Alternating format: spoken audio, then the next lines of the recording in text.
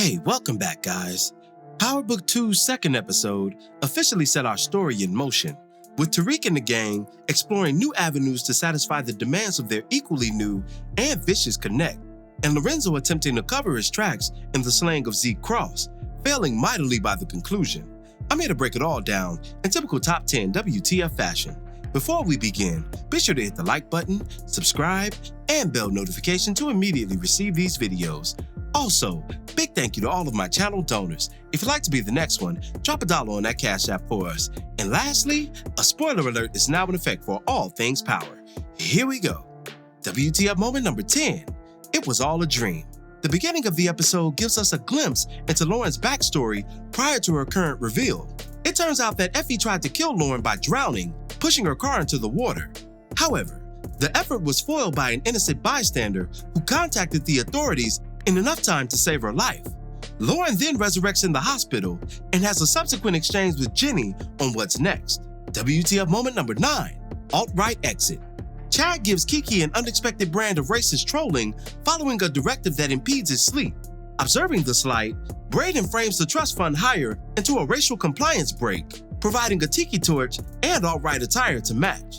This maneuver gets Chad quickly dismissed and Kiki just as quickly turned on, leaving Braden with his first set of cheeks since season 1, and more importantly, his first taste of brown sugar.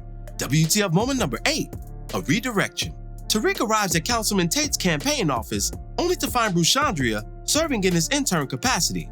Then, Tate appears and conveys that Tariq's sizzling status is what inspired the change. It would later be revealed that it was Braden behind the switch, as he needed Tariq to see the possibilities of hustling on Wall Street up close, and the internship would have hindered that effort.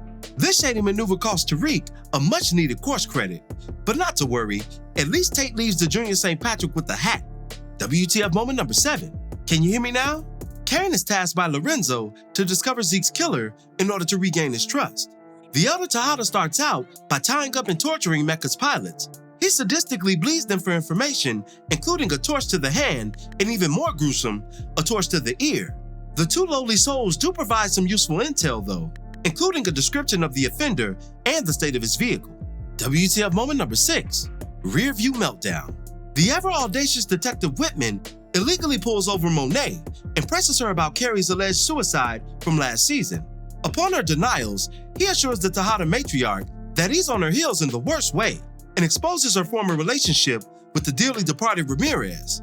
Then, the maniacal policeman leaves Monet with a parting gift, a destroyed rearview mirror by way of the elbow. WTF moment number 5, GTG's revenge. On his way to Everett's event, Drew is approached by a random member of GTG. He's quickly attacked, beaten, spit upon, and spray painted, apparently in retaliation for Guap and his crew's demise during the Mecha heist last season. WTF moment number 4, chain reaction. Kane hunts down GTG and apprehends the man responsible for Drew's injuries. Upon defeating the op, he discovers a chain with Zeke's championship ring attached to it.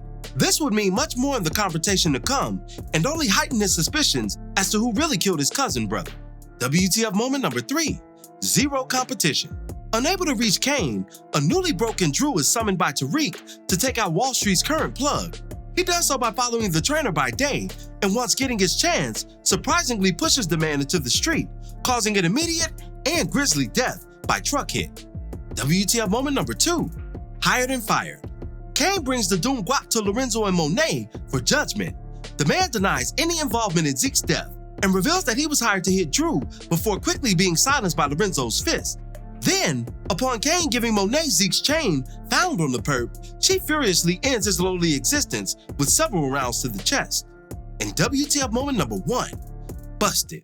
Kane and Lorenzo load the murdered Guap into the car when Kane reveals that he knows Lorenzo killed Zeke.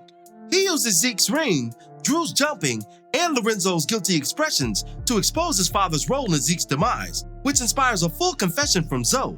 Pretending to be the supportive son, Kane mocks his father's weakness and assumes power over him going forward by forcing him to move Noma's weight in exchange for his silence. Some lingering thoughts before we end today's video. The title of this episode is Need versus Greed, and the theme was recurring throughout. Tariq and his crew need to move Noma's product, but are inspired by greedy means to achieve it, including slanging on Wall Street for Braden and peddling at Stansfield for Effie despite Tariq's objections. Kane needs his father's approval, only to rebuff it later in exchange for what he truly wants: power over him and the family, which is generated by greed. And Everett needs Drew to support him at his event, but Drew's internal greed to be fully out with Ev causes a wedge between them that's only exacerbated by his attack and subsequent absence.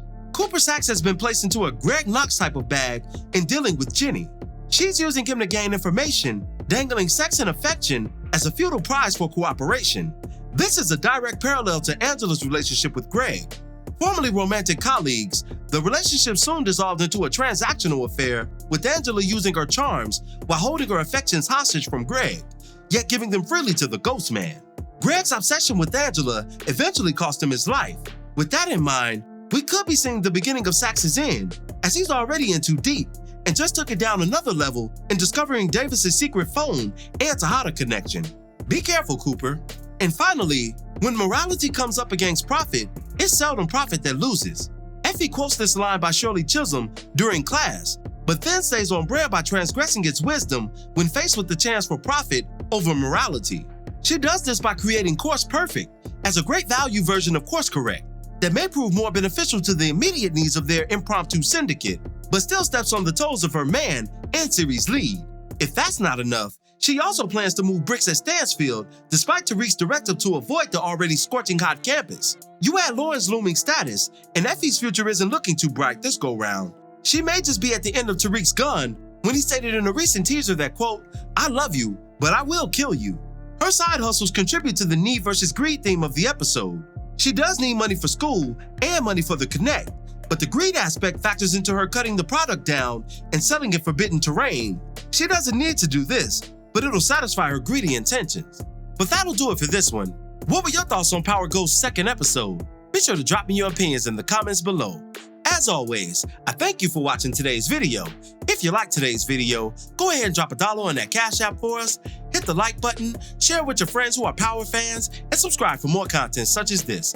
This is Rudy P. Magic of Rudy P. Magic Beats, and have a blessed one until the next one. Peace, y'all.